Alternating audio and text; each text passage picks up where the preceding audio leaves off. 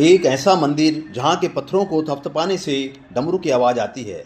जटोली शिव मंदिर हिमाचल प्रदेश के सोलन जिले में स्थित एक बेहद भव्य और प्रसिद्ध शिव मंदिर है। यहाँ के पत्थरों पर थपथपाने से शिव भगवान की डमरू की आवाज़ आती है।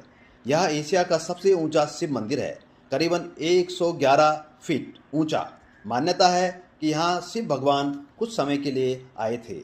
इस मंदिर को बनाने में करीबन 38 से 39 साल लगे।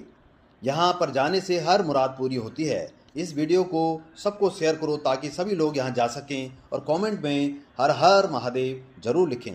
धन्यवाद।